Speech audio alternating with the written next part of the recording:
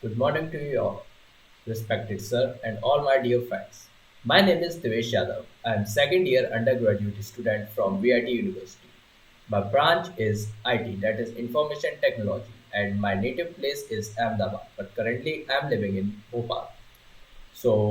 First of all, I would like to pay thanks to our professor, Mr. Prabhuji, that he has given me such a wonderful opportunity to explain a video lecture on a simple topic that is activity diagram. So, my topic is activity diagram, and now I'm going to explain this topic. And for that, I am giving this video link. If you want to check it out, just check it out by clicking on this video link. So, uh, that's my registration number 19BIT0270, and now I'm going to explain the activity diagram. So basically, if I directly switch to the activity diagram, you people just mesmerize us why this body is just going through the activity diagram. So let me explain to you the workflow.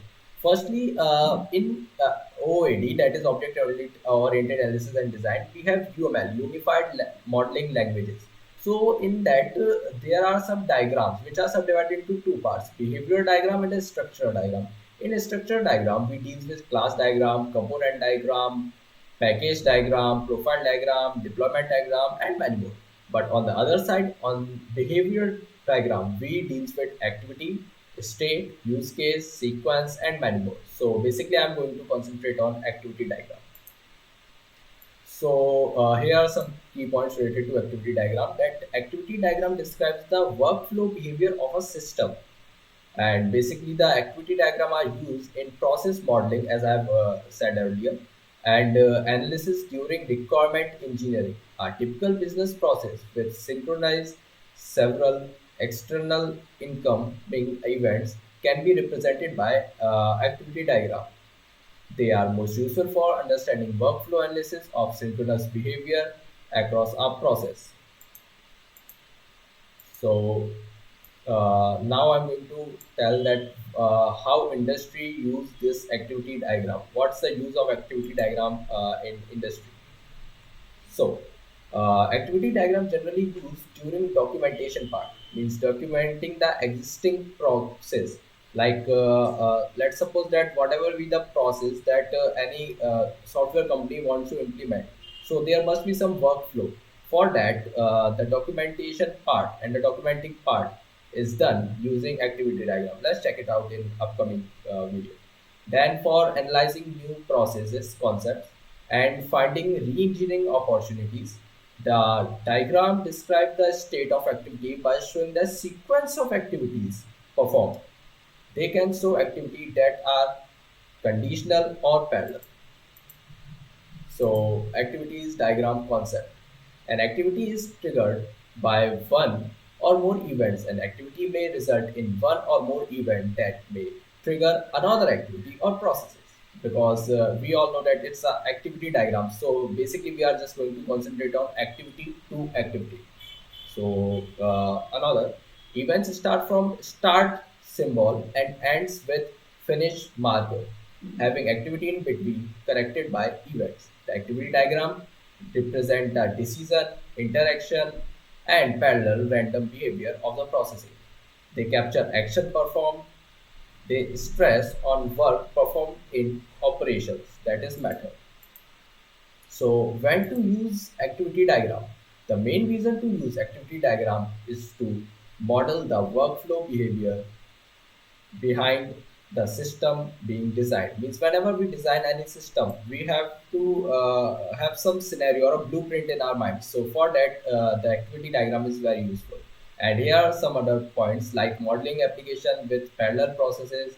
Activity diagram should not take the place of interaction diagram and state diagram. Yeah, that's a very important point. That each and every diagram has its own importance. We can't just mash up all the diagrams. Like activity diagram has its own importance, and the state and the interaction diagram has its own importance.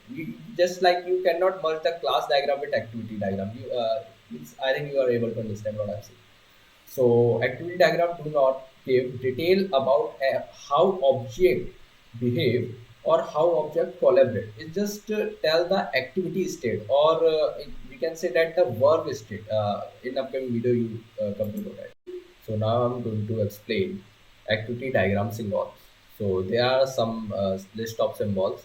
For example, that black dot represents start symbol.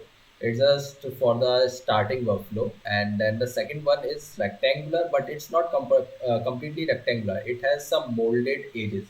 So this shows the activity symbol, indicates the activities that make up a modeling process. Means the model process, whatever we are doing, is just written in this box.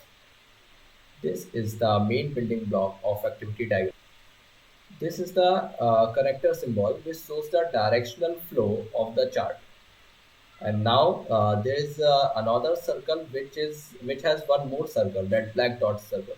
So this represents the end symbol, means the process starts from this black circle, and when it comes to the end of the process, this symbol you may show at the end. Now it's a joint symbol. Let's suppose we have two parallel processes, and if we want to merge, if we want to just merge all two processes, so for that we have the joint symbol. These two processes are just coming and merging out. For that we are using this joint symbol, and further the reciprocal of that is fork symbol. If we want to divide one process into two or three several branches, so just we use fork symbol. Means one process is subdivided into two or three branches. So that's for fork symbol. Now, another one is decision symbol. This decision symbol is used whether, let's suppose we have some condition that if you want to press 1, then there's an exit portal or you may continue. So for this is if and else statement, we generally use this decision symbol. Then there's a note symbol. Actually, this note symbol is just for the person who is creating any program that it may notice that, yeah, that's the key point, or for some general instruction we just use this note symbol just for taking some note into consideration. So there are the components. An event is triggered by the activity. It specifies a significance occurrence that has a location in time and space. When we switch from one activity to another activity, there must be some kind of work.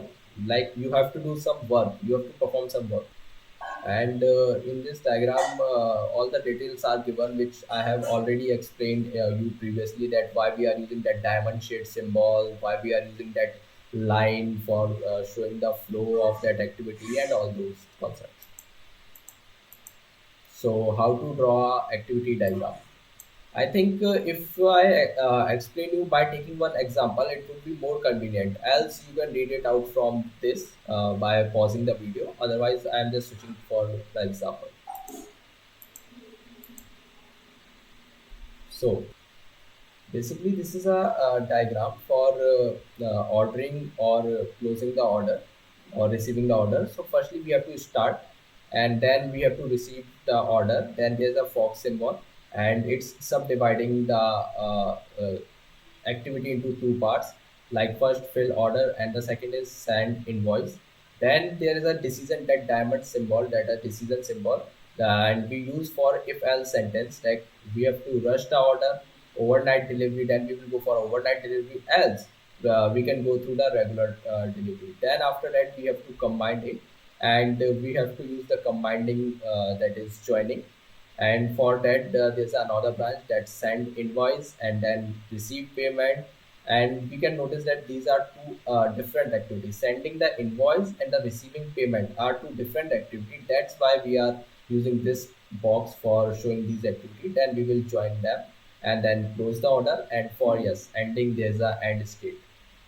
Hope you understand. Now take another example. This is for the bank. First, we have to start and check up account.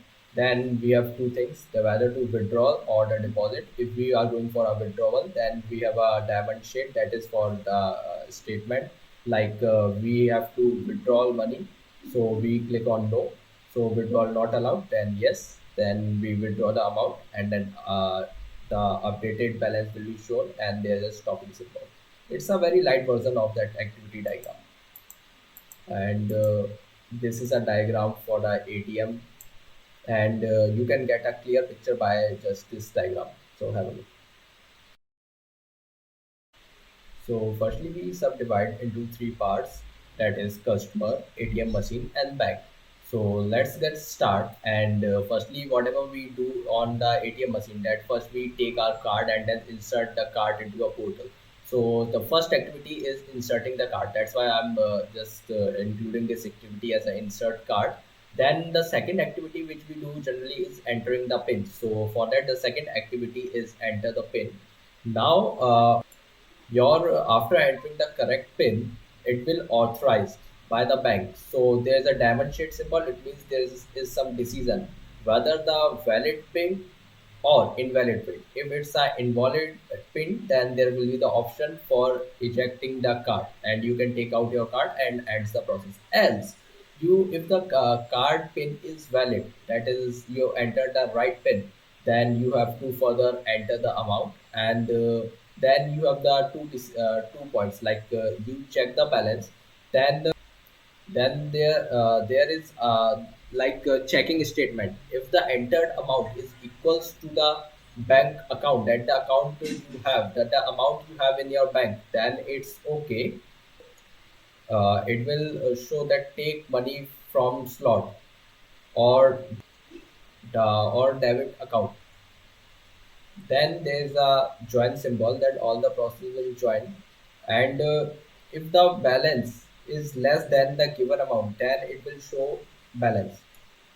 After doing all these processes, that will show balance. And again, all the process will merge for the decision, that is eject the card, and the eject card will be ejected, and you can take your card, and that's the end of a process. So I hope that from all these three examples, I think you have cleared your concept about the activity diagram.